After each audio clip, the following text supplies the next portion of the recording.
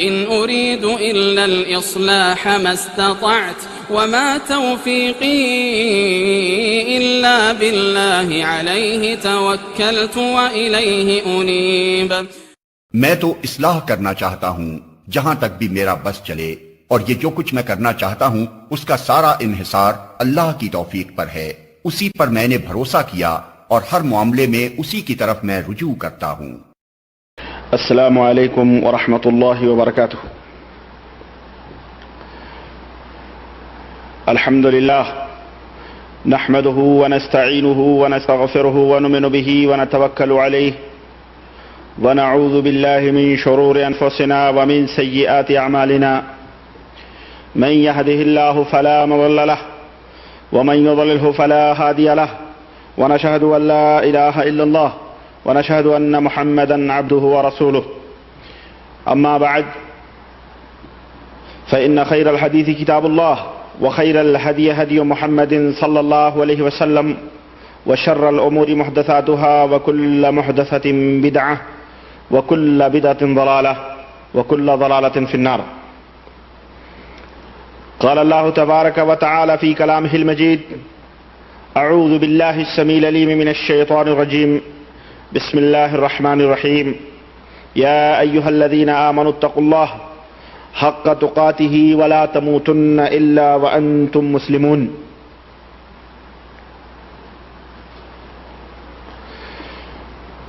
اللهم صل على محمد وعلى آل محمد كما صليت على إبراهيم وعلى آل إبراهيم إنك حميد مجيد، اللهم بارك على محمد وعلى آل محمد كما باركت على ابراہیم وعلى آل ابراہیم انک حمید مجید۔ تمام قسم کی حمد و ثناء اس اللہ وحدہ لا شریک کے لیے لائق و زیبہ ہے جس نے ہمیں اور آپ کو پیدا فرمایا۔ درود و سلام اس ذات مبارکہ مقدسہ پر جو ساری کائنات کے لیے رشد و ہدایت بن کر کے تشریف لائے۔ معزز حاضرین کرام، نوجوان دوستوں، بزرگوں اور بھائیوں، وقت کی اہمیت کے پیش نظر میں بلا کسی تمہید کے اپنی بات کا آغاز اسی موضوع سے کرنا چاہتا ہوں جو موضوع میرا چل رہا تھا، یعنی صوفیہ جنہیں مخصوص طبقے اور مخصوص گروہ کے لوگ اولیاء کے نام سے جانتے ہیں۔ میں مناسب سمجھتا ہوں کہ اسی موضوع کے اوپر آج بھی کچھ دلائل اور کچھ براہین کی روشنی میں چند باتیں آپ کے سامنے عرض کروں۔ حضرات گرامی قدر، آپ حضرات کو جان کر یہ حیرت ہوگی اور پچھلی گفتگو سے جیسا کہ میں نے آپ حضرات کے سامنے بیان کیا تھا کہ صوفیوں کے ہاں ولایت کے جو چند درجات ہیں اور ولایت کے جو چند سلسلے انہوں نے اپنے تئیں بنائے ہوئے ہیں، اور اس تعلق سے میں نے کچھ باتیں آپ سے کی تھیں کہ کوئی غوث ہوتا ہے، کوئی قطب ہوتا ہے، کوئی ابدال ہوتا ہے، کوئی نجیب ہوتا ہے، کوئی اوتاد ہوتا ہے، غرض کی یہ مختلف درجات انہوں نے اپنے تئیں بنائے ہوئے ہیں۔ صوفیوں کے تعلق سے ان کے کیا ایمان اور عقیدے ہیں وہ میں نے آپ حضرات کے سامنے بیان کیے تھے۔ اللہ کے تعلق سے ان کے کیا ایمان اور عقیدے ہیں یہ میں انشاءاللہ تعالی اگلی مجلس میں بیان کروں گا۔ آج میں کچھ متفرق ایمان اور عقیدے ان کی کتابوں سے آپ حضرات کے سامنے لایا ہوں، کیونکہ چند صوفیوں کی کتابیں میرے پاس موجود ہیں۔ میں انشاءاللہ تبارک و تعالی ان کتابوں کی روشنی میں آپ حضرات کے سامنے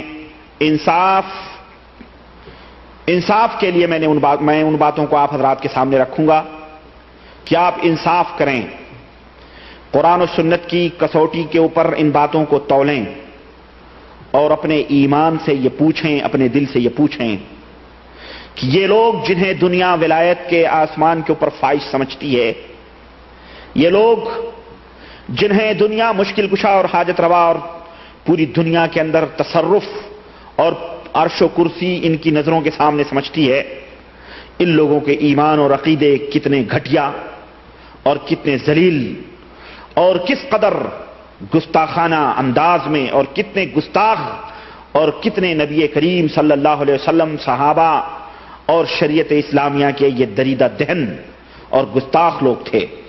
چند نمونے میں آپ کے سامنے رکھوں گا، ان چند نمونوں سے آپ اندازہ لگا لیں کہ اس طرح کے کتنے چاول ہیں جو اس دیگ کے اندر پک رہے ہیں، کتنے لوگ ہیں جو اس موذی بیماری اور مرض کے اندر مبتلا ہیں۔ میں انشاءاللہ تعالی وہ آپ کے سامنے رکھنا چاہتا ہوں۔ میں نے آپ حضرات سے ایک وعدہ شاید کیا تھا، مجھے یاد آ رہا ہے کہ میں آئندہ پروگرام میں اس دور کے ایک بہت بڑی جماعت اور ایک بہت بڑے گروہ کے لیڈر اور بہت بڑے گروہ کے امام، جو حضرت ہی نہیں بلکہ اعلی حضرت کے نام سے یاد کیے جاتے ہیں، اور جنہیں دنیا نہیں بلکہ ایک مخصوص طبقے کے لوگ مجدد میت حاضرہ، مجدد دین و ملت، فاضل بریلوی، امام اہل سنت اعلی حضرت کے نام سے یاد کرتی ہے، جو بریلی شہر یو پی کے اندر محلہ سوداگران کے اندر پیدا ہوئے اور وہیں پر ان کی قبر بنی ہوئی ہے، ان کا مزار بنا ہوا ہے۔ جو بڑے بڑے محدثی، ان کے اندر جو بڑے بڑے سڑک چھاپ مفتی اور محدثین ہیں، ان کے پیشوا اور ان کے بہت بڑے رہبر اور رہنما، اور جو لوگ جا کے اپنے سر وہاں ٹیکتے ہیں، ان کا مزار وہاں بنا ہوا ہے۔ ان کی کتاب کے حوالے سے میں غوث اور قطب وغیرہ کے چند ان کا عقیدہ غوث وغیرہ کے تعلق سے، صوفیہ کے تعلق سے کیا تھا، وہ میں آپ حضرات کے سامنے رکھنا چاہتا ہوں۔ چنانچہ یوں تو بہت ساری باتیں ہیں، اور ان کی کتاب یہ الملفوظ مکمل حصہ اول، دوم، سوم، چہارم جو میرے پاس ہے، اس کے اندر انہوں نے مختلف، یعنی اول کے اندر کچھ باتیں بیان کی ہیں، دوئم کے اندر کچھ باتیں بیان کی ہیں، تیسری جلد میں کچھ باتیں بیان کی ہیں، چوتھی جلد میں کچھ باتیں بیان کی ہیں۔ میں ان کو چھانٹ کے آپ حضرات کے سامنے نہیں رکھ سکتا، بلکہ کچھ باتیں غوث و قطب کے تعلق سے جو ان کا مین عقیدہ ہے وہ میں آپ حضرات کے سامنے رکھنا چاہتا ہوں۔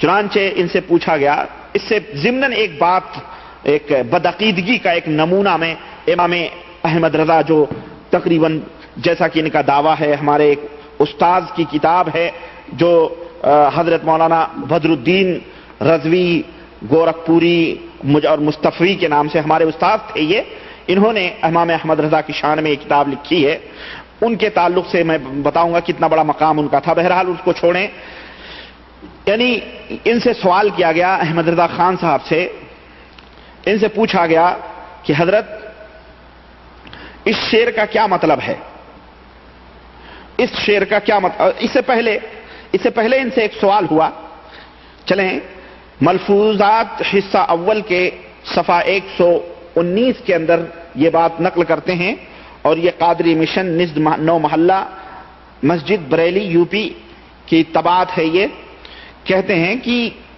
ان سے سوال ہوا کہ حضور یہ جو صوفیہ اور اولیاء ہوتے ہیں ایک وقت میں چند جگہ حاضر ہونے کی قوت رکھتے ہیں؟ سمجھ آ رہا ہے سوال؟ ان سے پوچھا گیا کہ حضور یہ جو اولیاء ہوتے ہیں کیا ایک وقت میں بیک وقت ہر جگہ چند جگہ حاضر ہونے کی قوت رکھتے ہیں؟ مجدد دین ملت بدعت فاضل بریلوی فرماتے ہیں کہ اگر وہ چاہیں تو ایک وقت میں 10,000 شہروں میں 10,000 جگہ کی دعوت قبول کر سکتے۔ یہ ان کی طاقت پرواز اور ان کی قوت پرواز ہوتی ہے۔ چنانچہ اسی صفحے کے اندر کہتے ہیں سبع سنابل شریف میں حضرت سیدی فتح محمد کا وقت واحد میں 10 مجلسوں میں تشریف لے جانا تحریر فرمایا گیا ہے کہ حضرت سیدی فتح محمد جو تھے وہ بیک وقت، یعنی اگر کسی نے 1 بجے کی دعوت لی ان کی تو 1 ہی بجے آپ کے گھر بھی بیک وقت 10 جگہ وہ حاضر ہوتے تھے۔ کسی نے کہ حضرت نے ایک ہی وقت میں 10 جگہ تشریف لے جانے کا وعدہ فرمایا ہے. دعوت دینے والے آئے اور انہوں نے کہا حضرت ہمارے یہاں دعوت ہے، انہوں نے کہا ہمارے یہاں دعوت، انہوں نے کہا ہمارے یہاں. تو کسی نے پوچھا حضرت آپ نے ہر جگہ کہا ٹھیک ہے ٹھیک ہے ٹھیک ہے، ہر جگہ آپ ظہر بعد یا کسی ٹائم جو آپ نے ٹائم دیا ہوا ہے، ایک ہی بیک وقت ایک ہی ٹائم میں ہر جگہ آپ نے دعوت قبول کی ہے، تو کیا ہر جگہ آپ پہنچیں گے؟ یہ کیسے ہو سکے گا؟ تو شیخ نے فرمایا کہ کرشن کنہیا کافر تھا. دلیل دیکھیں، بیک وقت ہر جگہ حاضر ہونے کی دلیل مجدد دین ملت فاضل بریلوی امام احمد رضا اعلی حضرت فرماتے ہیں. اور میں اپنے ان سنی بھائی جو اپنے آپ کو سنی کہتے ہیں، جو اپنے آپ کو اہل سنت والجماعت اور یا غوث المدد غوث کا دامن رکھتے ہیں، اور جو ملانے انہیں گمراہ کرتے ہیں، جو ملانے غوث و خواجہ اور فلانے کا نام لے کر کے ان کی جیبوں کے اوپر ڈانگے ڈالتے ہیں، ان کے گھروں کی بریانیاں توڑتے ہیں، میں ان سے پوچھنا چاہتا ہوں کہ میرے بھائیو تم مسلمان ہو یا ان کے پیچھے پیچھے چل کر کے تم جا رہے؟ ان کو تو پتہ ہی نہیں کہ یہ جہنم میں جائیں گے کہ جنت میں جائیں گے، تم ان کے پیچھے اپنے ایمان اور عمل کو کیوں برباد کرتے ہو؟ یہ لوگ اس دور کے، اس امت کے دجال لوگ ہیں. یہ اس امت کے یہ لوگ سب سے بدترین لوگ ہیں، جن کے بارے میں اللہ کے رسول صلی اللہ علیہ وسلم نے فرمایا تھا کہ سب سے بدترین لوگ میری امت کے وہ لوگ ہوں گے جو قبروں کی عبادتیں اور قبروں کی پوجا اور قبروں کی پرستش کریں گے. میری امت کے سب سے بدترین لوگ ہوں گے جن کے اوپر قیامت آئے گی، اور میں انشاءاللہ اگلے مجلسوں میں وہ سب بتاؤں گا. چنانچہ میں یہ جو اپنے آپ کو بیچارے غریب مسکین غوث کا دامن نہیں چھوڑیں گے، غوث کا دامن نہیں چھوڑے دیں گے، جو چلاتے ہیں، میں ان سے پوچھنا چاہتا ہوں میرے بھائیوں، ذرا اپنے امام احمد رضا کی دلیل یہ کتاب ہے، یہ کتاب پڑھ کے ذرا ان مولویوں کو بتاؤ کہ یہ انہوں نے کیا لکھا ہوا. لکھتے ہیں کہ کرشن کنہیا کافر تھا اور ایک وقت میں کئی سو جگہ وہ موجود ہو گیا. تو فتح محمد اگر چند جگہ ایک وقت میں ہو تو کیا تعجب کی بات ہے؟ سنیں آپ، یہ دلیل ہے. یہ کیا ہے؟ یہ دلیل ہے. اچھا جناب، یہی اسی صفحے میں 119 صفحے میں کسی نے پوچھا کہ حضور ہندوستان میں اسلام حضرت خواجہ غریب نواز کے وقت سے پھیلا ہے؟ بڑی پوائنٹ کا سوال ہے، اور ہمارے یہاں جو لوگ بڑا ہی فخر کرتے ہیں، سلطان الہند جنہوں نے ایک صاحب بتا رہے تھے کہ حضرت خواجہ غریب نواز جو ہے 90 ہزار ایک ہی ٹائم میں مسلمان بناتے تھے سب کو، نعوذ باللہ. اور پورا سمجھو اسلام انہی صوفیوں کے ذریعے پھیلا ہے، اور ان صوفیوں نے جو ہے ہندوستان کے اندر جو اسلام پھیلایا ہے. اعلی حضرت سے کسی نے پوچھا کہ حضرت کیا خواجہ غریب نواز کے وقت سے پھیلا ہے؟ تو ارشاد فرمایا کہ حضرت سے کئی سو برس پہلے اسلام آ گیا تھا. گویا احمد رضا خان بھی اس بات کے معتقد نہیں ہے کہ اسلام خواجہ غریب نواز نے پھیلایا، جب یہ کہہ رہے ہیں کہ ان سے پہلے ہی اسلام آ گیا تھا. ان ذرا مولویوں کو کوئی لگام پھیلائے کہ ایک طرف تو احمد رضا رکھتے ہو اور دوسرے اپنے امام کی بات کو تم لوگ اس طرح ٹھکراتے ہو. حضرت کہہ رہے ہیں کہ ان سے پہلے ہی اسلام پہنچا ہوا تھا ہندوستان کے اندر. کسی نے پوچھا، سوال کیا کہ حضرت اس شعر کا کیا مطلب ہے؟ اس شعر کا کیا مطلب ہے؟ شعر سنیں، شعر کیا ہے؟ شعر ہے کہ شب اہل نظر نے غور سے دیکھا تو یہ کھلا. اہل نظر نے غور سے دیکھا تو یہ کھلا، کعبہ جھکا ہوا تھا مدینے کے سامنے. اہل نظر نے غور سے دیکھا تو یہ کھلا، کعبہ جھکا ہوا تھا مدینے کے سامنے. حضرت اس شعر کا کیا مطلب ہے؟ تو امام اہل سنت مجدد دین بدعت فاضل بریلوی احمد رضا خان صاحب فرماتے ہیں کہ شب میلاد کعبہ نے سجدہ کیا تھا. نعوذ باللہ. کس کا سجدہ کیا تھا؟ کعبہ نے سجدہ کیا اور جھکا مقام ابراہیم کی طرف. مقام ابراہیم کی طرف کعبہ جھکا اور کہا حمد ہے اس کے وجہ کریم کو جس نے مجھے بتوں سے پاک کیا. احمد رضا صاحب سے کوئی پوچھے کہ تیرے باپ دادے نے دیکھا تھا یہ سب؟ یہ تو کہاں سے یہ واقعہ بیان کر رہا ہے؟ کعبہ جھکا ہوا تھا مدینے کے سے، کہاں سے یہ تو بیان کر رہا ہے؟ کون کون سی حدیث ہے، کون سی قرآن کی آیت ہے؟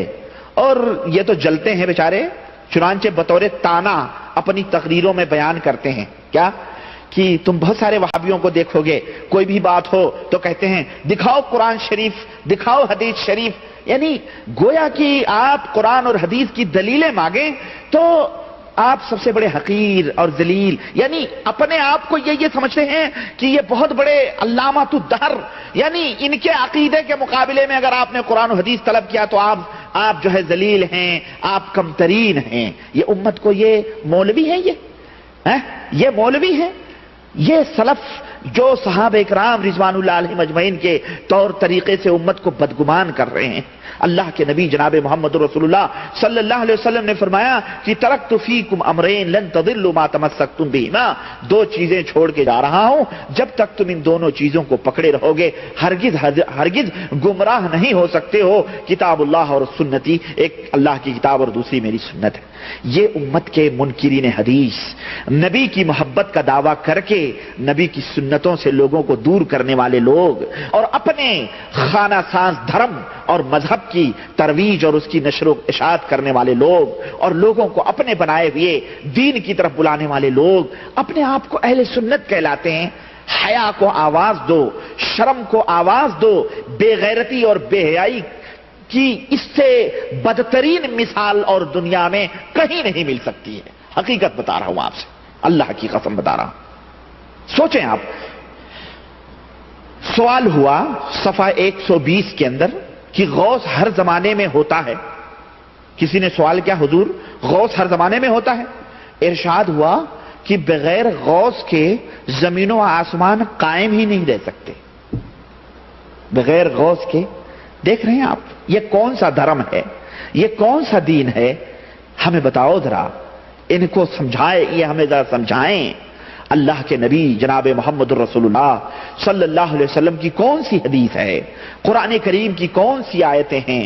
اللہ تبارک تعالیٰ نے اس زمین و آسمان کو قائم کیا ہے، اس نے بنایا ہے، وہ اس کو کھڑا کرنے والا ہے۔ یہ کہہ رہے ہیں کہ بغیر غوث کے زمین و آسمان قائم ہی نہیں رہ سکتے ہیں۔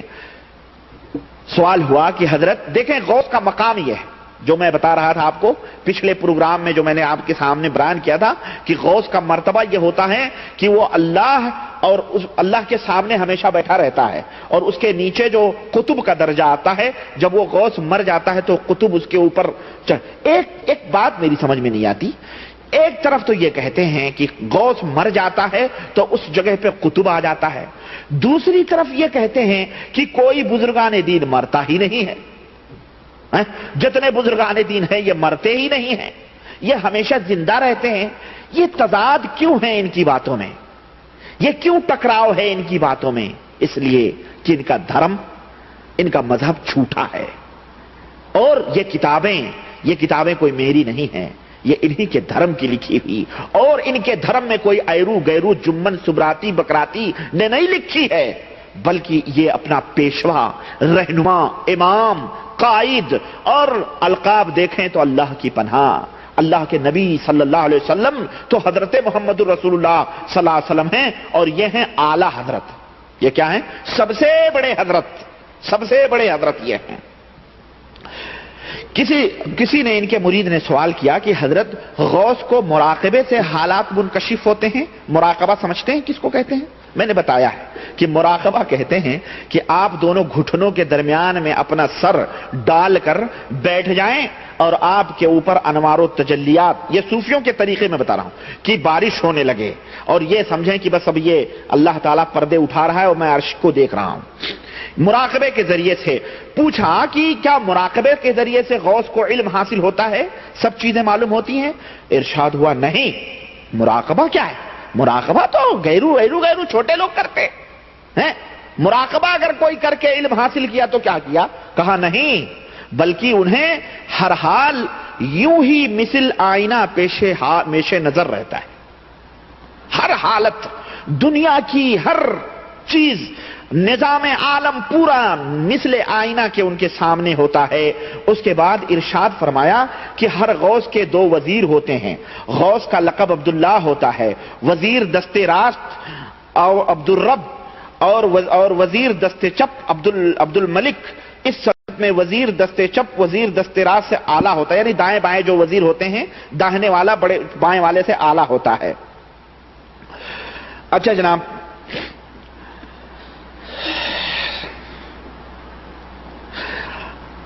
کہتے ہیں کہ امام حسن رضی اللہ تعالیٰ عنہ سے درجہ بدرجہ امام حسن عسکری تک یہ سب حضرات مستقل غوث ہوئے ہیں، یعنی حضرت عمر، حضرت ابو بکر، حضرت علی، حضرت عثمان، حضرت غنی، حضرت حسین، حضرت علی اور حضرت علی، یہ تمام سب جو ہے کیا کہتے ہیں، یہ سب یعنی ایک کے بعد دیگرے غوث ہوئے ہیں۔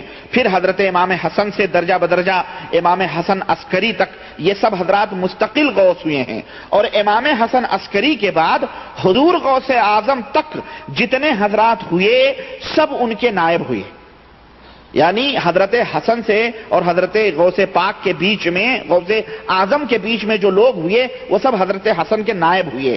ان کے بعد سیدنا غوث اعظم مستقل غوث، حضور تنہا غوثیت کبریٰ کے درجے پر فائز ہوئے۔ شیخ عبد القادر جیلانی سب سے بڑے غوثیت کے مرتبے پر فائز ہوئے، حضور غوث اعظم بھی ہیں اور سید الافراد بھی ہیں، سید الافراد بھی ہیں۔ اب یہ سید الافراد کون لوگ ہوتے ہیں؟ سید الافراد کون لوگ ہوتے ہیں؟ چنانچہ اب وہ صفحہ تو میں دیکھ نہیں سکا وہ کہاں ہے، لیکن کسی نے پوچھا کہ حضور یہ افراد کون ہوتے ہیں، افراد کون ہوتے ہیں؟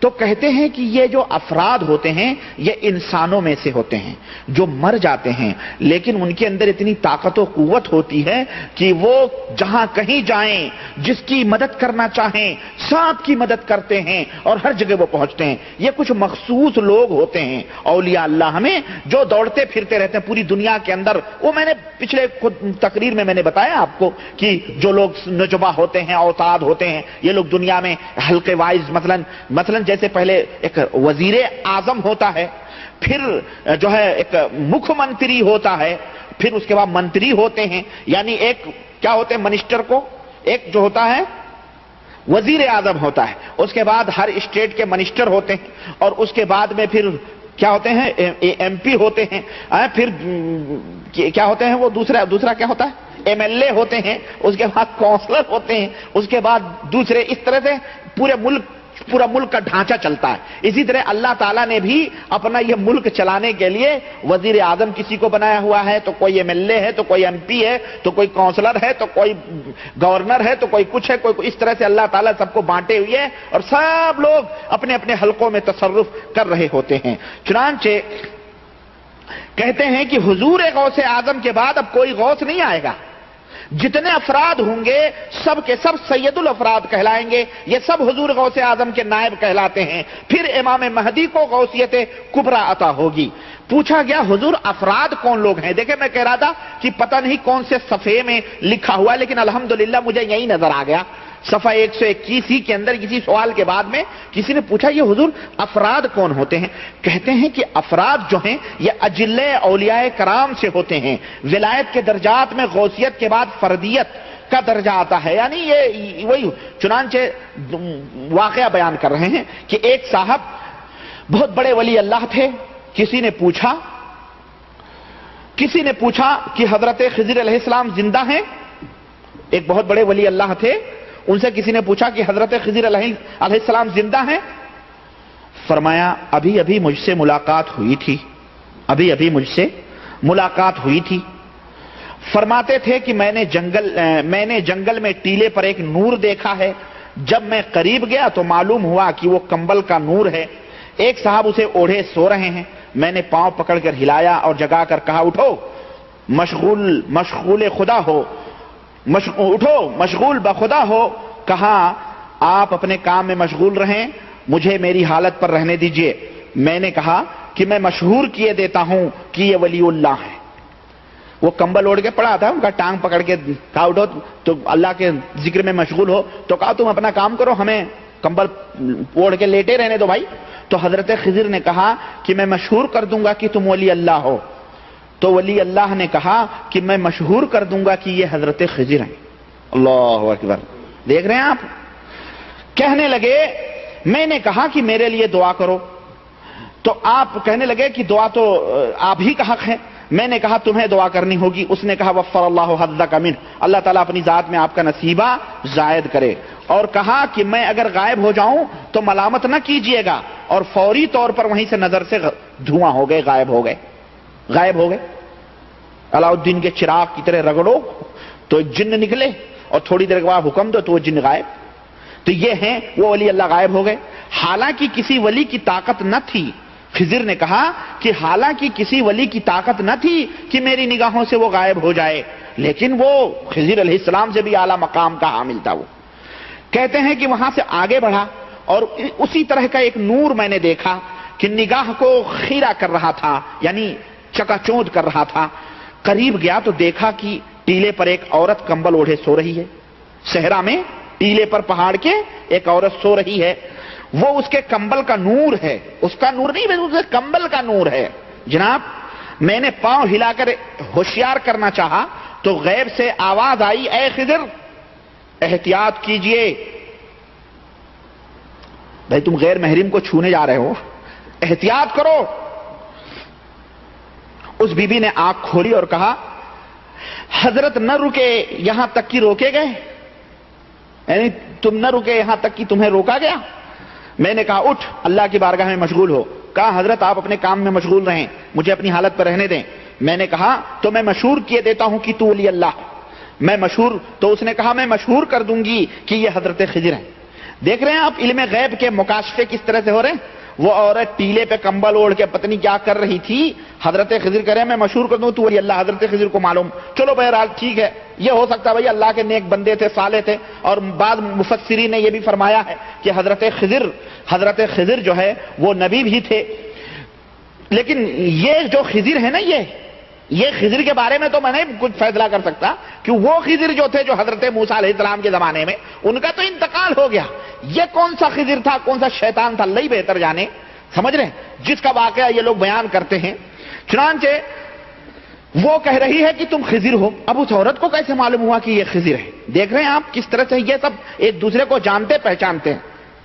کہا دعا کرو، کہا دعا کرنا آپ کا حق ہے. بہرحال اس نے دعا کیا. اس عورت نے بھی کہا اگر میں غائب ہو جاؤں تو مجھے ملامت نہیں کرنا. چنانچہ وہ نظروں سے غائب ہو گئی. میں نے کہا، خضر نے کہا کہ میں نے دیکھا یہ بھی جاتی ہے. تو میں نے کہا یہ تو بتاؤ کہ تو اسی مرد کی بیوی ہے جس مرد کے پاس ابھی میں آ رہا ہوں. کہا ہاں، یہاں ایک ولیہ کا انتقال ہو گیا تھا، اس کی تجہیز و تکفین کا ہمیں حکم تھا. ایک ولیہ کا انتقال ہو گیا تھا، اس کی تجہیز و تکفین کے لیے میں آئی تھی. اب یہ ولیہ کہاں تھی؟ اس صحرا میں، اس پہاڑ کی چوٹی پر. کیا وہاں اور لوگ اور عورتیں نہیں تھیں اس زمانے میں جو یہ ان کو کہاں غائب ہو رہی ہیں، آ رہی؟ حضرت خضر نے اچھا اور کہا، اور یہ کہہ کر کے نگاہوں سے غائب ہو گئی. حضرت خضر سے پوچھا کہ یہ کون لوگ ہیں؟ فرمایا یہ لوگ افراد ہیں. میں نے کہا وہ بھی جس کی طرف یہ رجوع لاتے ہیں، مطلب یہ لوگ تو تمہاری نگاہوں سے غائب ہو رہے ہیں، ادھر جا رہے ہیں ادھر جا رہے ہیں، یہ کر رہے ہیں، تجہیز و تکفین کر رہے ہیں، قبریں کھدوا رہے ہیں اور نہلا رہے ہیں، سب کچھ کر رہے ہیں. یہ بھی بتاؤ کہ ان کے اوپر بھی کوئی ہے جس سے یہ مطلب جیسے ایم پی کے اوپر منسٹر ہوتا ہے نا، اور ایم ایل اے کے اوپر ایم پی ہوتا ہے، ایم پی کے اوپر منسٹر ہوتا ہے، منسٹر کو جو ہے وہ ہوتا ہے بڑا منسٹر ہوتا ہے، اس کو کیا کہتے ہیں؟ پرائم منسٹر کہتے ہیں. سمجھ رہے ہیں؟ تو کہنے ان کے اوپر بھی کوئی ہے جس کے قبضے میں یہ لوگ رہتے ہیں. تو کہا ہاں، ان کے اوپر سب سے بڑے جو جن کے قبضے میں یہ لوگ کام کرتے ہیں وہ شیخ عبد القادر جیلانی ہیں. تو گویا یہ واقعہ 5ویں 6ٹھی صدی کے بعد کا ہے، یہ کوئی حضرت خضر کے زمانے کا واقعہ بھی نہیں ہے. دیکھیں کیونکہ حضرت شیخ عبد القادر جیلانی 500 یعنی 5ویں 6ٹھی صدی ہجری کے ہیں بھائی. ہاں، یعنی آج سے کوئی 700-800 سال پہلے کی بات ہے، اور وہ تو خیر بڑی دور کی بات ہے، میں کیا بتاؤں، جانے دیں. کہتے ہیں کہ حضور غوث کے انتقال کے بعد درجہ غوثیت پر کون مامور ہوتا ہے؟ تو ارشاد ہوا کہ غوث کی جگہ امامین سے غوث کر دیا جاتا ہے. ابھی تک تو یہ کہتے ہیں غوث مرتا ہی نہیں، ان کا عقیدہ اولیاء اللہ مرتے ہی نہیں، ان کا انتقال ہی نہیں ہوتا، وہ تو کچھ بھی ہو. اور یہاں پوچھا جا رہا ہے انتقال ہوتا ہے تو فرما رہے ہیں ان کی جگہ پہ کوئی دوسرا بٹھا دیا جاتا ہے. یا آپ سوچیں یہ کیا ہے، یہ تضاد. ہر جگہ یہ حاضر و ناظر، ہر جگہ یہ موجود، ہر جگہ یہ موجود ہوتے ہیں. اولیاء اللہ کی طاقت یہ ہوتی ہے کہ کرشن کنہیا کی طرح ہر جگہ یہ موجود ہوں، 10,000 ایک جگہوں میں 10,000 اور 10,000 ملک شہروں میں 10,000 جگہوں پر یہ حاضر ہو سکتے ہیں، جیسا کہ فاضل بریلوی فرما رہے ہیں۔ اتنی طاقت و قوت، پھر مر بھی جائیں اور مر کر کے اور مرنے کے بعد بھی تصرف ہوتا ہے غوث پاک کا۔ آج تک ہمارے ہاں ملکوں میں جب بھی غوث پاک کو مرے ہوئے کتنے زمانہ ہوئے، لیکن ماشاءاللہ آج تک سب کی مدد فرما رہے ہیں، حضور خود بخود تشریف لا رہے ہیں۔ اسی لیے تو یا غوث المدد، غوث کا دامن نہیں چھوڑیں گے، غوث کا دامن کیوں چلاتے ہیں؟ اسی لیے نا کہ زندہ ہیں، حاضر و ناظر ہیں، مدد کرتے ہیں، استمداد کرتے ہیں، سب کچھ کرتے ہیں حضرت غوث پاک، تو پھر مرے کہاں بیچارے؟ بات سمجھ میں آ رہی ہے مسلمانوں؟ یہ عقیدے ہیں صوفیوں کے جو بیان کیے جاتے ہیں۔ اللہ اکبر۔ اور حضرت سرکار اعلی حضرت، یہ سرکار اعلی حضرت جن کی کتاب ہے نا، یہ کہتے ہیں کہ میں حج کے لیے جا رہا تھا، اتنا کچھ ہوا جنگل میں، کچھ ہوا بہرحال، اور حدیث کی دعائیں پڑھی اور میں نے سیدنا غوث اعظم سے استمداد کی، سیدنا غوث اعظم سے استمداد کی کہ سیدنا غوث اعظم میری مدد کریں۔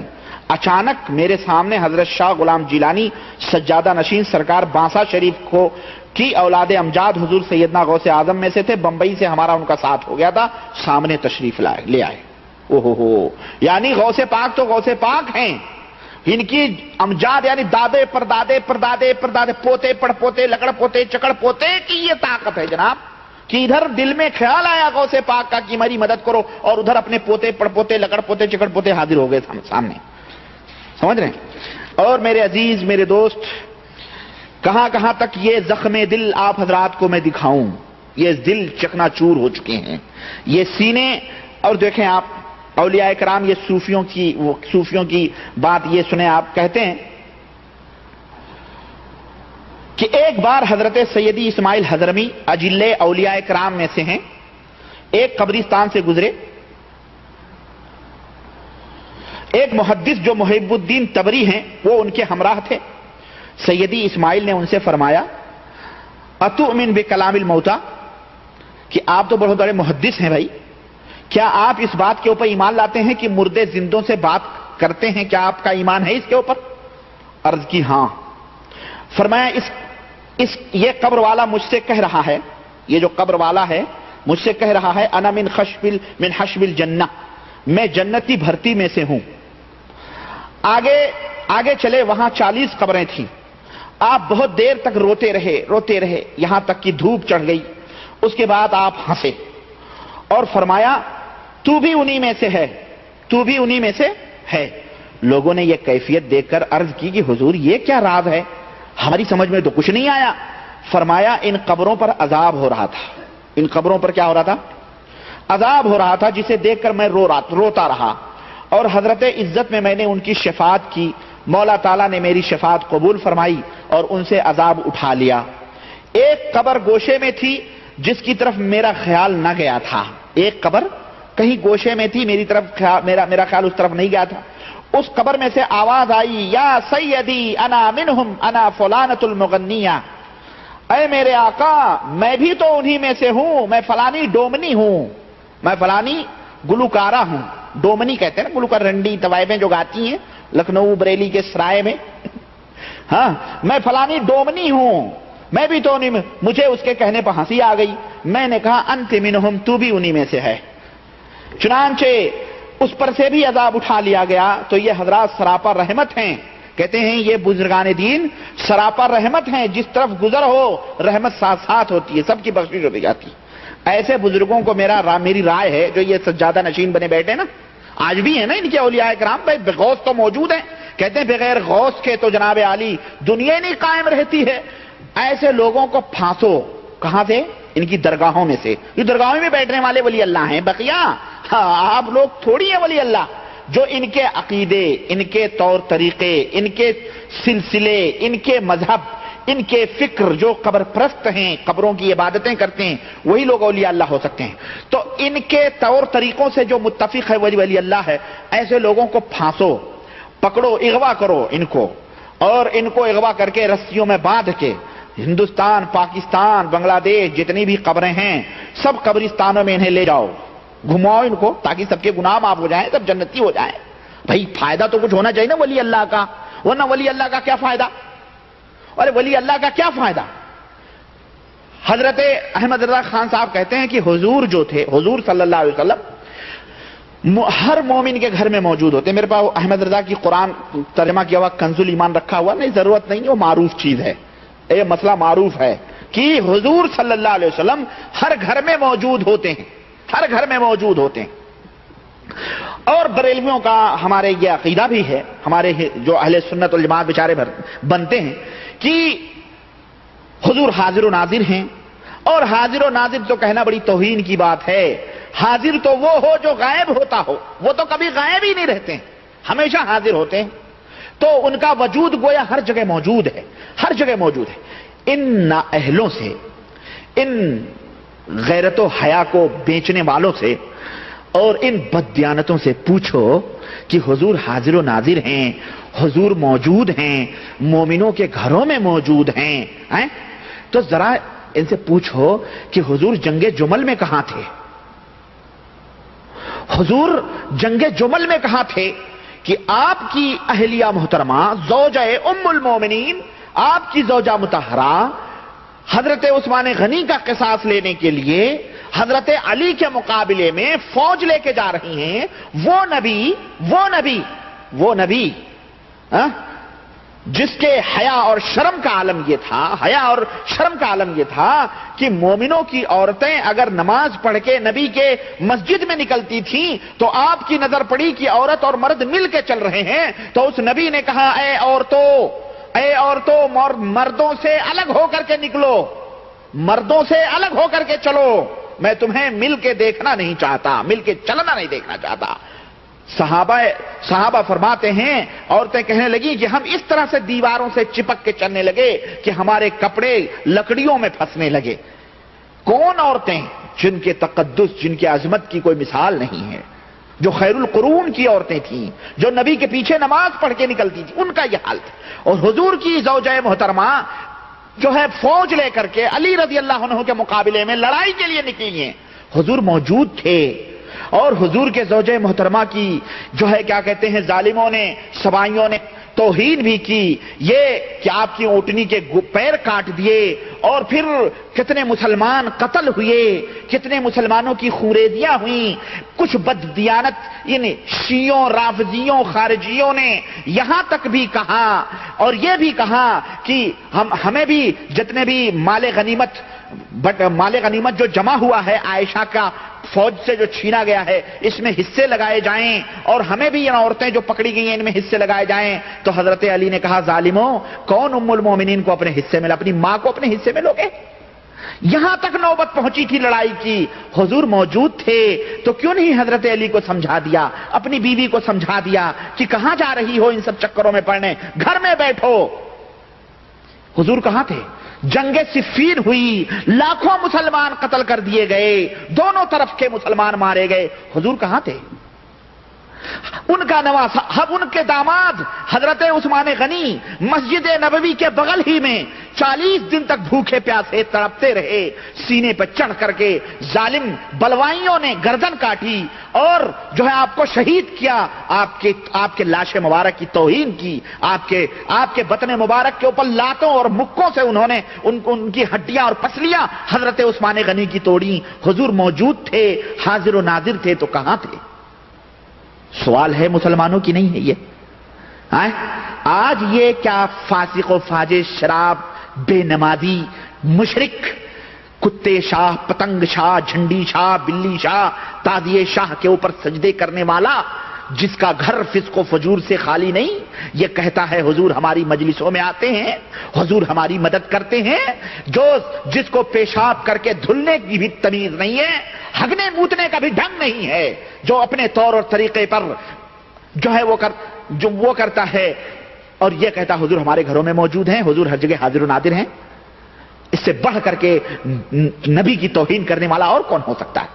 اس سے یہ بھی پوچھو کہ جب حضور موجود ہیں, حضور حاضر و ناظر ہیں, تو ظالم جب عقیدے کی بات آتی ہے, جب توحید کی بات آتی ہے, تب تو یہ کہتا ہے کہ حضور مرے نہیں ہیں, حضور زندہ ہیں، حضور حاضر و ناظر ہیں، حضور موجود ہیں، اور جب مسائل کی بات آتی ہے تو حضور کی حاضری میں تو یہ کہتا ہے ہم فلانے امام کے مقلد ہیں، ہم فلانے امام کے ماننے والے ہیں، ہم فلانے امام کے قول کے پابند ہیں، ہم حنفی ہیں۔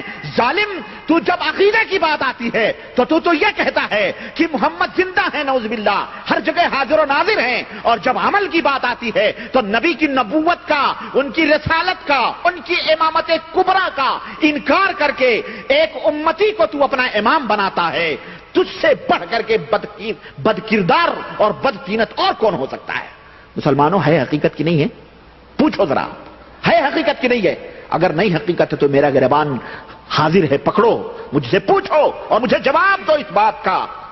حضور حاضر ہو اور تیرا مولوی فاسق و فاجر، بدعتی، مشرک 1000 قبروں کے اوپر سجدے کر کے حضور کی حاضری میں امامت کروائے۔ ظالم، تو گھروں کی بات کر رہا ہے، تو مسجدوں میں تو بدرجہ اولا حضور موجود ہوں گے، اور تو وہ امامت کروا رہا ہے۔ تو اپنے آپ کو حنفی کس منہ سے کہہ رہا ہے؟ کس منہ سے کہہ رہا ہے؟ ہے حقیقت کی نہیں ہے میرے عزیز؟ حضور موجود ہیں، حضور موجود ہیں، تو پھر حضرت حسین کے کربلا میں کیوں نہیں بچایا حضور نے؟ حضور موجود ہیں، حاضر و ناظر تھے، تو پھر اس قدر جو جنگیں لڑی گئیں ان میں حضور کہاں تھے؟ حضور اگر مرنے کے بعد حاضر و ناظر ہیں، یا حضور ہر جگہ جیسے تیرا ولی ہر جگہ ایک وقت میں 50 نہیں 10 نہیں 10,000 شہر میں اور 10,000 جگہوں میں تیرا پیر کرشن کنہیا کی طرح، تیرا پیر واقعی کرشن کنہیا کی طرح ہوگا، اسی کے ایمان اور عقیدے کا ہوگا، تو ہر جگہ اس طرح سے حاضر۔ میرا نبی، میرے نبی نے نہ ایسا کبھی دعویٰ کیا، نہ میرے نبی نے اپنے حدیث میں ایسا کوئی بیان دیا، نہ میرے نبی کے ماننے والے صحابہ نے ایسی کوئی بات کی کہ ایک صحابی نے دعوت لی تو دوسرے نے بھی دعوت لی، تیسرے نے بھی دعوت لی، تو حضور ہر صحابی کے گھر گئے۔ کسی نبی نے، کسی صحابی نے نہیں دعویٰ کیا، نہ امہات المومنین میں سے کسی ماں نے یہ دعویٰ کیا کہ حضور کی باری ہوتی تھی تو حضور ہوتے تو تھے عائشہ کے پاس، لیکن میرے گھر میں بھی جلوگر ہوتے تھے، میرے پاس بھی رہتے تھے۔ نہ ہی کسی ازواج مطہرات میں کسی بیوی نے یہ دعویٰ نہیں کیا۔ بات سمجھ میں آ رہی ہے؟ یہ 14 صدیقہ امام، خرافات اور بدعات اور مشرک کا لیڈر، یہ کہتا ہے غلامان مصطفیٰ ہر جگہ حاضر و ناظر ہیں، تو پھر اس شان، اس عظمت، اس عظیم الشان شخصیت کی کیا بات ہو سکتی ہے؟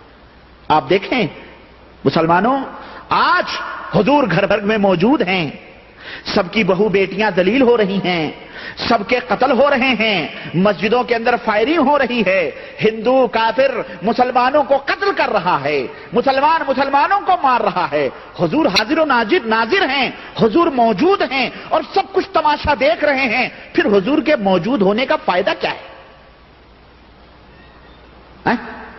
حضور کے موجود ہونے کا فائدہ کیا ہے؟ ارے تم حضور کی بات کرتے ہو، یہ جیسے سڑے ہوئے گلے ہوئے ایمان اور عقیدے کے لوگوں کی باتوں کے اوپر سنی مسلمانوں ذرا غور کرو۔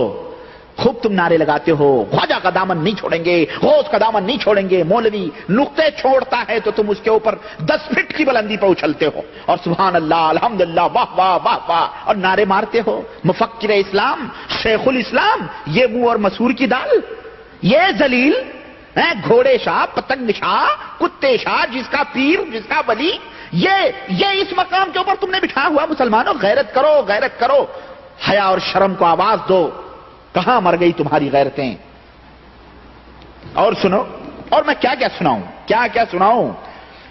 سناؤں یہ رنڈیوں کو جنت میں داخل کرنے والے لوگ، ان کو میں یہ کہہ رہا تھا کہ ان کو پکڑ کے تمام ہندو پاک کے قبروں کے اوپر لے جا کر کے ان کو گھمانا چاہیے کہ گھومو تو ذرا سب کو سب جنت میں جو ہے داخل کرو۔ اور وہ مجذوبوں کا واقعہ تو میں نے بتا چکا ہوں، سہاگن شاہ کا، یہ ان کا ایمان اور دھرم ہے، اور مجھے بتاتے ہوئے بار بار شرم آتی ہے، اور بتاتے ہوئے میں بار بار کیا میں بتاؤں۔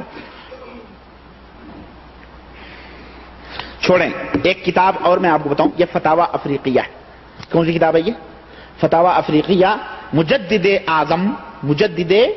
اعظم امام احمد رضا فاضل بریلوی کی یہ کتاب ہے۔ اس میں نے 2-4 جگہوں پہ نشانیاں لگائی ہیں، اللہ کرے وہ مل جائے، بہرحال نہ ملے تبھی بھی کوئی بات نہیں ہے۔ اللہ اکبر، اللہ اکبر، اللہ اکبر۔ یہ کہتے ہیں کہ پیروں پر اعتراض سے بچو۔ اس سے پہلے میں آپ کو بتاؤں، خیر چھوڑیں، یہ سب میں بتا چکا ہوں آپ کو۔ کہہ رہے ہیں کہ پیروں پر اعتراض سے بچے، مرید کو چاہیے کہ پیروں پر اعتراض سے بچے کہ یہ مریدوں کے لیے زہر قاتل ہے۔ پیروں پہ اعتراض نہ کرو، مریدوں کے لیے یہ زہر قاتل ہے کہ کوئی مرید ہوگا جو اپنے دل میں شیخ پر کوئی اعتراض کرے پھر فلاح پائے۔ کوئی ایسا مرید نہیں ہو سکتا جو شیخ پر اعتراض بھی کرے اور کامیاب بھی ہو جائے۔ شیخ کے تصرفات سے جو کچھ اسے صحیح معلوم ہو، ان میں حضرت خضر علیہ السلام کے واقعات یاد کرے۔ اس کا پیر اور کہاں خضر علیہ السلام اور موسیٰ علیہ السلام، کرا ان کے واقعات یاد کرے۔ کیا کہ موسیٰ کو واقعات جو کشتی توڑی، بچے کو قتل کیا، دیوار درست کری، موسیٰ کی اپنے آپ کو موسیٰ سمجھے اور اپنے پیر کو کیا سمجھے؟ جس طرح موسیٰ اعتراض کیا موسیٰ نے تو کامیاب نہ ہوئے، آخرکار صحبت چھوڑنی پڑی، تو اس طرح اعتراض نہ کرے، بلکہ جو بھی پیر کر رہا ہے اس کو حق سمجھے۔ اس کو کیا سمجھے؟ حق سمجھے۔ چنانچہ حضرت ابو عبد الرحمن سلمی کہتے ہیں کہ شیخ حضرت ابو سہیل سعلوکی نے فرمایا کہ من قال لاستاذہ لما لا یفلح ابدا، جو اپنے پیر سے کسی بات میں کیوں کہے گا، کیوں؟ استاد نے کہا، پیر نے کہا اپنی بیوی کو طلاق دے اور میرے نکاح میں کر، اگر اس نے کہا کیوں تو کریں لا یفلح ابدا، وہ کبھی فلاح نہیں پائے گا، وہ کبھی فلاح دے دو۔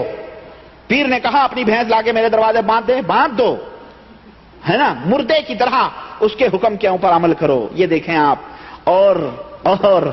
اور ایک اس کو تو پیر کہنا بھی اس کی توہین ہے۔ وہ سید المرسلین، وہ سید العرب والعجم، جس نے اپنی خادمہ حضرت بریرہ سے کہا تھا جب وہ آزاد ہوئی اور ان کے شوہر دیوانہ وار مدینے میں پھر رہے تھے، وہ بھی غلام تھے لیکن اب یہ آزاد ہو گئیں، ان کا مقام ہو گیا، تو اس نبی نے بریرہ سے کہا تھا، بریرہ تمہارا شوہر تمہارے پیار میں ادھر ادھر گھوم رہا ہے، اپنا لو اس کو۔ تو حضرت بریرہ نے کہا تھا، اے اللہ کے نبی، یہ آپ کا حکم ہے، یہ آپ کا حکم ہے یا آپ کی رائے ہے؟ تو حضور نے فرمایا تھا، نہیں یہ میرا حکم نہیں ہے، یہ میری رائے ہے۔ تو اس خادمہ نے، اس نوکرانی نے کہا تھا، آقا اگر آپ کی یہ رائے ہے تو آپ کے رائے کی مجھے ضرورت نہیں ہے۔ آپ صلی اللہ علیہ وسلم کی پیشانیوں پہ بل بھی نہ آئے۔ اور وہ وقت یاد کرو جب حضرت عائشہ صدیقہ، جو حضور کے درسگاہ کی تعلیم یافتہ فارغ التحصیل تھیں، جنہیں نبی کریم صلی اللہ علیہ وسلم نے بچپن سے ٹرینڈ کیا تھا، جو اتنی بڑی فقیہہ، اتنی بڑی علامہ تھیں کہ ان کے دروازے پہ 200 300 صحابہ بیٹھ کے مسئلے پوچھا کرتے تھے، علم کا سمندر تھیں۔ جب ان کی توبہ قبول ہوئی، حضور انہی کے گھر میں بیٹھے ہیں اور توبہ قبول ہوئی، حضور کے اوپر وحی اتری اور نبی کریم صلی اللہ علیہ وسلم کے اوپر سے چادر ہٹائی گئی، تو آپ مسکرائے اور آپ نے کہا، عائشہ تمہیں خوشخبری ہو کہ اللہ نے تمہاری پاکی کے لیے قرآن کی 18 آیتیں نازل فرمائی ہیں۔ تو ان کے ماں اور باپ نے کہا تھا، عائشہ نبی کریم کا شکر ادا کرو۔ تو عائشہ نے کہا تھا، کیوں؟ ان کا شکر ادا کروں جنہوں نے میرے اوپر شک کیا تھا، میں اس کا شکر ادا کرتی ہوں جس نے 7 آسمان کے اوپر بیٹھ کے عرش سے میرے لیے طہارت اور پاکی کی آیتیں اتاری ہیں۔ اس نبی کی پیشانی پہ بل نہیں آیا، خوش ہو گئے۔ کیوں؟ یہی تھی اصل توحید، یہ ہے اصل توحید جو مصطفیٰ جان رحمت اپنے ماننے والوں کو سکھایا کرتے تھے اور فرماتے تھے کہ اے لوگو، اگر تمہیں جوتے کی نال بھی مانگنی ہے تو اپنے رب سے مانگو۔ آپ نے کبھی کسی سے کوئی سوال نہیں کیا، آپ خود اپنے جوتے ٹانکتے تھے، آپ خود اپنے کپڑے صاف کرتے تھے، آپ خود اپنی بکری کا دودھ دہتے تھے۔ آپ نے سوال کرنا بھی توحید کے منافی سمجھائی، یہ ہے اصل توحید۔ اور یہ دیکھیں آپ کہ اگر آپ کا یہ فاسق و فاجر، شرابی، گجیڑی، بھنگیڑی، قبروں کا سجادہ نشین، چور، چکا، لٹیرا، زانی، بدکار، فاسق و فاجر، بے نمازی اگر آپ سے مرید ہیں اور آپ سے کہے کہ یہ کرو تو آپ کیوں نہ کرو، کیونکہ آپ کبھی کامیاب نہیں ہو سکتے ہیں۔ اور دیکھیں، اور میں میں آپ کو کیا بتاؤں، چلیں آگے بڑھتے ہیں. یہ نمونے ہیں دو چار. میں عرض یہ کر رہا تھا کہ شیعہ یہ کیا کہتے ہیں، یہ جو صوفیہ اور جو اولیاء ہیں ان کے ایمان اور عقیدے شیعہ اور رافضیوں سے لیے گئے ہیں، مجوسیوں اور برہمنوں سے لیے گئے ہیں، اور ان سب کو اسلام کا لبادہ اڑا کر کے تصوف کا نام دیا گیا ہے، اور پھر اس بھنور میں اچھے اچھوں کو لپیٹا گیا ہے. ان کی تعلیم جو صوفیوں کی کتابوں میں موجود ہے میں انشاءاللہ تعالی آپ کے سامنے رکھ رہا ہوں، اور یہ پوری کی پوری تعلیمات کفر اور شرک کا ملغوبہ ہیں. چنانچہ سب سے بڑا صوفی جس کو کبار اجل صوفیہ میں شمار کیا جاتا ہے اور جس کو منصور بن حلاج کے نام سے یاد کیا جاتا ہے، دنیا جس کے ادب و احترام میں اپنے یہ اس قسم کے صوفی اپنے سر جھکاتے ہیں، یہ پہلا صوفی تھا جس نے تمام صوفیوں کے بیچ میں، یہ پہلا صوفی تھا جس نے تمام صوفیوں کے بیچ میں حلول کے عقیدے کو لوگوں کے درمیان پھیلایا تھا. حلول کا عقیدہ یہ ہے کہ تم اتنی عبادت کرو کہ اللہ تمہارے اندر داخل ہو جائے، تم اللہ ہو جاؤ، اللہ تم ہو جاؤ، اللہ حائل ہو جائے تمہارے اندر. نمک جس طرح پانی میں پگھل کے اپنے وجود کو ختم کر دیتا ہے، اس طرح تم بھی اپنے وجود کو ختم کر کے اللہ بن جاؤ. یہ پہلا شخص تھا جس کا نام تھا حسین ابن منصور الحلاج. اس کی پیدائش 244 ہجری شہر فارس میں ہوئی تھی. یہ فارس جو مجوسیوں کا گڑھ تھا، اسی فارس کے ملک کے اندر یہ پیدا ہوا تھا، اور اس کا دادا جو تھا یہ مجوسی تھا. اس نے بغداد، مکہ، چین، ترکستان ان تمام سب ملکوں کا سفر کیا، اور پھر ہندوستان جا کر کے وہاں جادو کا اس نے علم سیکھا اور کہا میں جادو کے ذریعے لوگوں کو اللہ کے دین کی طرف دعوت دوں گا. بہرحال جیسا کہ میں نے بتایا کہ حلول کا جو معنی ہے اور اس کا مفہوم ہے وہ یہ ہے کہ ریاضتوں اور یوگاؤں سے اور مشقوں کے ذریعے سے، ضربوں کے ذریعے سے اتنا مقام اپنے آپ کو فنا کر دینا کہ آپ میں اللہ تعالیٰ فنا ہو جائے. اور اس طرح سے آج بڑے بڑے لوگ جو حسین ابن منصور حلاج کو ولی کامل اور بہت بڑا بزرگ مانتے ہیں، اس کو ولی کامل مانتے ہیں. بہت سارے لوگ موجود ہیں، ان کی کتابوں میں جو ہے یہ بات لکھی ہوئی ہے، اور باقاعدہ اس کا دفاع بھی بعض لوگوں نے کیا ہوا ہے جو صوفی اپنے آپ کو کہتے ہیں. چنانچہ یہی وہ شخص تھا جس نے ایک دور آیا اپنے آپ کو اس نے ان الحق کا نعرہ لگایا کہ میں اللہ ہوں. ان الحق کا جب نعرہ لگایا اس نے کہ میں اللہ ہوں، تو اس وقت کے بغداد کے جو علماء تھے انہوں نے اس کو قتل کرنے کا فتویٰ دیا، اور پھر اس زندیق کو، اس کافر کو بغداد کی سرزمین میں اس کے ناپاک خون سے وہ پاک زمین کو ناپاک کیا گیا. اور یہ بھی بیان کیا جاتا ہے کہ جب اس کی گردن کٹی تو قطرے قطرے سے ان الحق کے نعرے آ رہے تھے. نعوذ باللہ، قطرے قطرے سے کیا آ رہے تھے؟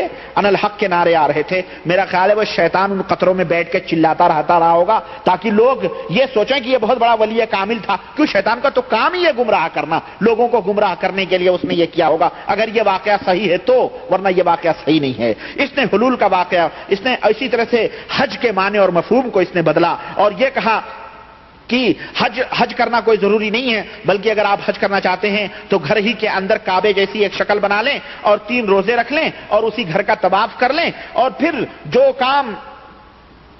کام حاجی وہاں کرتا ہے وہ آپ اپنے گھر ہی میں کر لیں. 30 مسکینوں کو کھانا کھلا دیں، انہیں کپڑے پہنا دیں، اور پھر انہیں 7 یا 3 درہم دے کے فارغ کر دیں، آپ کا حج ہو گیا.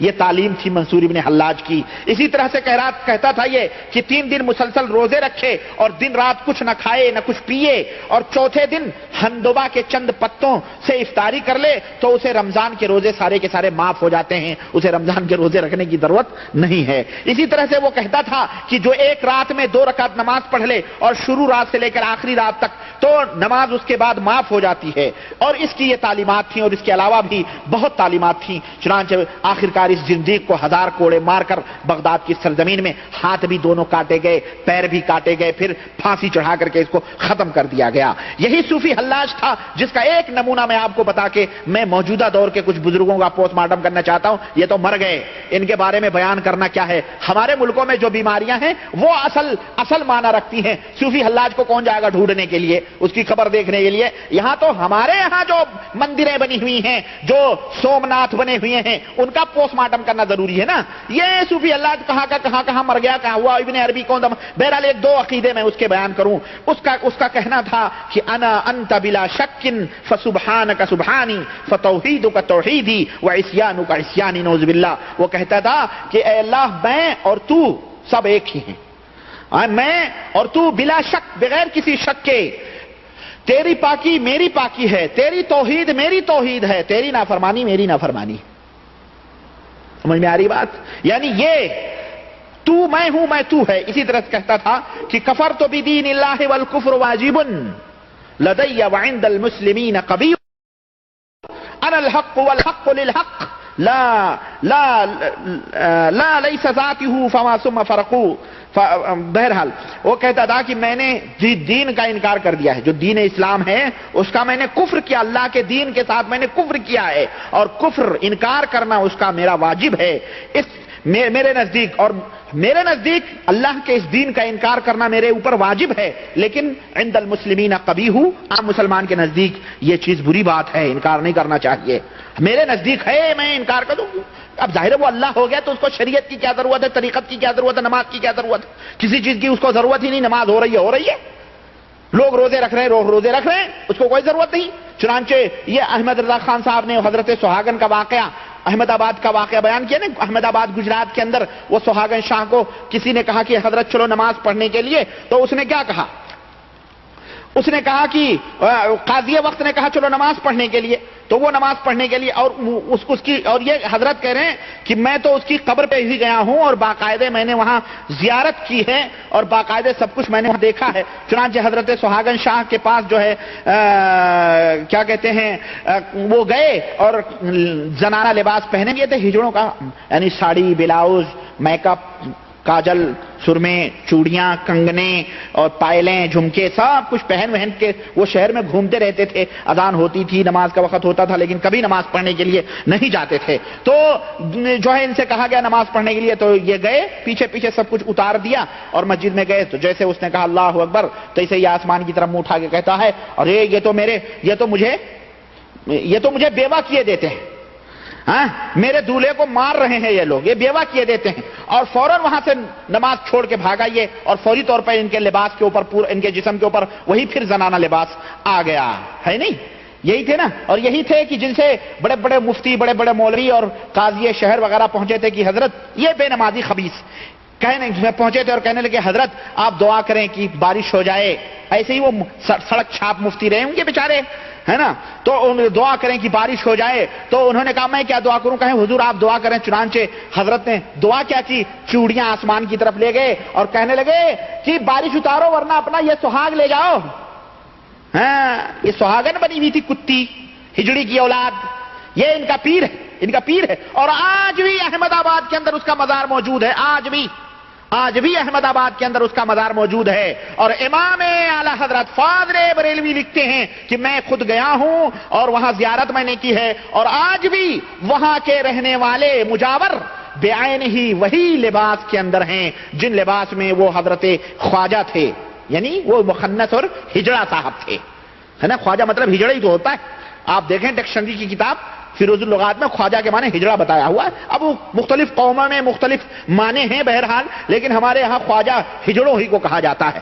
چنانچہ ہمارے یہاں جو ہیں اجمیر شریف میں جو خواجہ غریب نواز ہیں, اللہ کی قسم بتا رہا ہوں, مجھ سے تو باقاعدے اس نے بیان دیا کہ وہ پورے ہجڑے اور ہندوستان, پاکستان, بنگلہ دیش سے ٹرینیں ان کے لیے فری ہوتی ہیں. اور یہ رجب کا مہینہ آ رہا ہے, یہ آج جماعت الثانی ہے نا, یہ رجب 6 رجب کو ان کا عرس شروع ہوگا اور آج ہی سے بھیڑ شروع ہوگی. اور چاروں طرف سے وہ ڈھولے ڈپڑیاں لے کے سارے ہجڑے وہاں جمع ہوتے ہیں. اور ان سے کہا جائے تو کہتے ہیں کہ جی ہمارے ہی قوم کے لوگ تھے, ہماری ہی قوم کے حضرت تھے, ہم ہی نہیں, اگر عرس میں حاضر ہوں گے تو ہماری برادری کے لوگ ہمیں نکال دیں گے. ہمارے یہاں بامبے بھیونڈی میں ایک ہجڑا تھا, وہ یہ بتاتا تھا کہ وہ ہمارے ہی برادری کے تھے. یہ ہجڑے اپنی برادری کے حضرت خواجہ صاحب کو مانتے ہیں, اللہ کی قسم. اس لیے آپ دیکھیں جتنے ہجڑے ہوں گے آپ کو وہاں ملیں گے. اور ٹرین ان کے لیے فری, ان کے لیے نہ ٹکٹ ہے, کچھ بھی نہیں ہے, سب فری. کیونکہ مردوں کا ڈبہ الگ ہوتا ہے, عورتوں کا ڈبہ الگ ہوتا ہے, ان کا تو کوئی ڈبہ ہی نہیں ہوتا ہے, یہ تو بے ڈبے کے ہوتے ہے نا. تو اس کے لیے کہتے ہیں کہ ہمیں کوئی ڈبہ بتاؤ, ہمارا تو کوئی ڈبہ ہی نہیں, نہیں تو ٹکٹ دو تو ڈبہ دو, ڈبہ تو ہے ہی نہیں, تو پھر ٹکٹ کہاں.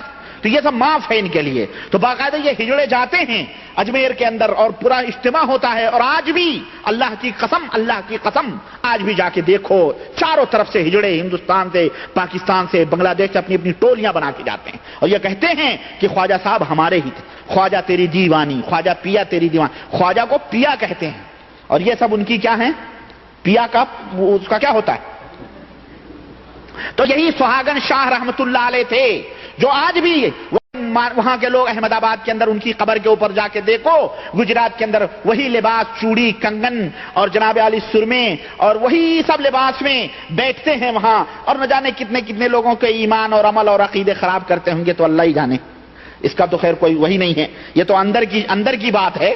وہ تو بزرگان دین ہی سمجھتے ہیں, ہم لوگ کیا سمجھیں گے شریعت کے ماننے والے لوگ. تو کہتے ہیں بہرحال میرے عزیز میرے دوست یہ بات آئی. اور جو ہے کیا کہتے ہیں, اور ایک چیز میں آپ کو بتاؤں, دیکھیں اولیاء کے سلسلے میں ان کے ایمان اور عقیدے دیکھیں. یہ احمد رضا خان صاحب کی کتاب میرے پاس ہے اور اتفاق سے یہ سوئے قسمتی ہے اس کتاب کی جو میرے پاس موجود ہے. اور باقاعدہ دعویٰ کیا جاتا ہے کہ وہابیوں کو اگر ذلیل کرنا ہے تو یہ کتاب پڑھو.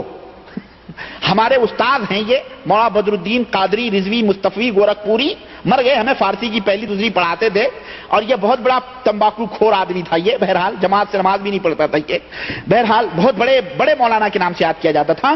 اس نے لکھا ہے کہ اگر وہابیوں کے عقیدے, وہابیوں کو ذلیل کرنا ہو تو احمد رضا خان صاحب کی یہ سب کتابیں پڑھو, نصیحت کی ہے. اور ایسی زبان استعمال کی ہے کہ جو وہابی کو کافر نہ مانے وہ بھی کافر. یہ دیکھیں کہتا ہے کہ محمد بن عبد الوہاب نجدی کا عقیدہ جو جملہ اہل عالم و تمام مسلمان دیار مشرک و کافر ہیں, ان سے قتال کرنا, ان کے اموال کو چھین لینا حلال و جائز ہے. اس طرح سے یہ یعنی کہتا ہے کہ وہابی دیوبندی جو ہیں یہ عقائد فاسدہ رکھتا. ارے بہت بڑی بری باتیں میں آپ کو کیا بتاؤں. یہ اس نے خوب آسمان کے قلابے لگایا ہے. تو یہ کہتے ہیں احمد رضا خان صاحب اولیاء کے بارے میں, کہتے ہیں کہ حضرت شیخ بہاؤل ملت والدین نقش بند, یہی نقش بندی ہیں, نقش بندی سلسلہ انہی سے چلتا ہے, نقش بندی سلسلہ انہی سے چلتا ہے. کہتے ہیں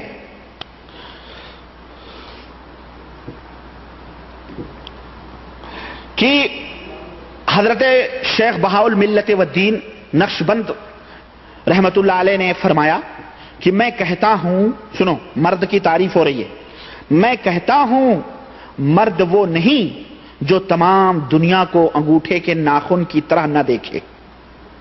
وہ مرد نہیں ہے. اپنے انگوٹھے پہ پوری دنیا دیکھو, پوری دنیا بریلویت کو چیلنج ہے. سارے ہجڑے ہو گیا اس پیر کی بات میں, تو سارے ہجڑے نکلے. کہہ رہے ہیں کہ مرد وہ نہیں ہے جو پوری دنیا کو انگوٹھے کے ناخن کی طرح نہ دیکھے. یعنی جیسے انگوٹھے کے ناخن کو آپ دیکھ رہے ہیں, ایسے ہی اگر آپ پوری دنیا کو نہ دیکھیں تو آپ مرد. پوچھو جتنے بھی قبر پرست ہیں یہ مرد ہیں کہ عورت ہیں, کیا ہیں یا بیچ کے ہیں, اگر انگوٹھے پہ یہ دیکھیں یا جتنے قبروں پہ بیٹھے ہوئے سجادہ نشین ہیں تب تو یہ مرد ہیں, ورنہ یہ مرد. کہتے ہیں اور وہ جو نسب میں حضور کے صاحبزادے, احمد رضا خان صاحب لکھ رہے ہیں کہ اور وہ جو نسب میں حضور کے صاحبزادے اور نسبت میں حضور کے اعلی جاہ کفش بردار ہیں, یعنی حضور سیدنا غوث اعظم, تو ان کا کیا فرمانا ہے, ان کا کیا کہنا ہے. وہ کہتے ہیں کہ نظرت الی بلاد اللہ جمعا کخردلۃ علی حکم اتصالی, یعنی میں نے اللہ کے تمام شہروں کو مثل رائی کے دانے کے ملاحظہ کیا ہے. جس طرح رائی کے دانے کو میں دیکھ رہا ہوں اسی طرح پوری دنیا کو میں کیا کر رہا ہوں, میں نے دیکھا ہے. اور یہ دیکھنا کسی خاص وقت سے خاص نہیں ہے کہ بس 1 بجے دیکھا تو 2 بجے غائب, یا 1:05 پہ دیکھا تو 1:06 پہ غائب. نہیں, علی حکم اتصالی, بلکہ علی الاتصال یہی حکم ہے, علی الاتصال یہی حکم ہے. ہمیشہ میں پوری دنیا کو اپنے ہتھیلی پہ جیسے رائی کا دانہ دیکھ رہا ہوں ایسے دیکھ رہا ہوں. اور فرماتے ہیں کہ ان بوبوتا عینی فی اللوح المحفوظ, میری آنکھ کی پتلی لوح محفوظ میں لگی ہوئی ہے. نعوذ باللہ. کہاں لگی ہوئی ہے؟ لوح محفوظ میں لگی ہے. اور لوح محفوظ کیا ہے؟ اس کے بارے میں اللہ تعالیٰ فرماتا ہے کل صغیر و کبیر مستطر، ہر بڑی چھوٹی چیز لکھی ہوئی ہے. اور اللہ فرماتا ہے ما فرطنا فی الکتاب من شیء، ہم نے کتاب میں کوئی شے اٹھا نہ رکھی. اور اللہ فرماتا ہے لا رطب ولا یابس الا فی کتاب مبین، کوئی تر ہو یا کوئی خشک چیز ہو ہم نے سب کچھ اس کتاب مبین میں نوٹ کر دیا ہے. تو جب لوح محفوظ کی یہ حالت کہ اس میں تمام کائنات، تمام دنیا، تمام کائنات روز اول سے روز آخر تک محفوظ ہیں، تو جس کو اس کا علم ہو بے شک اسے ساری کائنات کا علم ہوگا. سمجھ رہے ہیں یہ کیا ہے؟ یہ اتنا دعویٰ تو حضور صلی اللہ علیہ وسلم نے بھی کیا ہو. اور شیخ عبد القادر جیلانی بیچارے اللہ انہیں جنت سے معمور فرمائے، اس طرح کا کفریہ دعویٰ کر سکتے؟ ان کی آج بھی کتابیں موجود ہیں، اور میں چیلنج کرتا ہوں آج بھی شیخ عبد القادر جیلانی رحمت اللہ علیہ کی کتابیں لکھی ہوئی دنیا کے اندر موجود ہیں. مجھے ان کے یہ بیانات ان کی کتابوں سے دکھا دو بے شرمو، اور پھر تمہیں میں کہہ دوں گا پھر مناؤ 11ویں، تمہارے لیے جائز، دکھاؤ. کہیں نہیں. وہ بیچارے ایسا دعویٰ نہیں کر سکتے. اگر کوئی ایسا دعویٰ کرے تو وہ مسلمان ہے ہی نہیں، وہ تو کافر ہے، وہ مسلمان تو رہ ہی نہیں جاتا ہے. تو میرے عزیز، میرے دوست، میں عرض یہ کر رہا تھا کہ یہ چند نمونے ان کتابوں کے حوالے سے.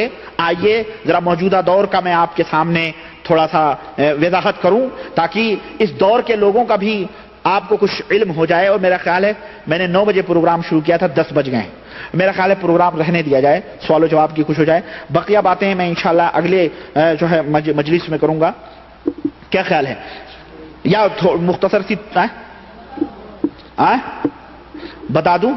رہنے دیں، ذرا مزے سے بتائیں گے نا. بڑی لمبی بات ہے. یہ ہمارے پاس خواجہ اجمیری کی اسرار حقیقی ہے، اور یہ خواجہ بندہ گیسو دراز سید محمد گیسو دراز حسینی کی کتاب جوامع الکلم ہے. یہ انشاءاللہ تعالی میں اگلی مجلس میں بتاؤں گا انشاءاللہ. صرف انہی دونوں کے اوپر ان کا ذرا حال چال بھی آپ حضرات معلوم کر لیں کہ دنیا کے گوشے گوشے میں رجب کے مہینے میں خوب کنڈے بھرے جاتے ہیں، اور خوب جو ہے گاڑی چلی اجمیر کو خواجہ غریب نواز کے شہر میں خوب ہوتے ہیں. ذرا اس موسم میں دیکھ لیں آپ ان کو کہ خواجہ غریب نواز کی تعلیمات کیا ہیں. وصلی اللہ علی نبینا محمد وعلی آلہ وصحبہ.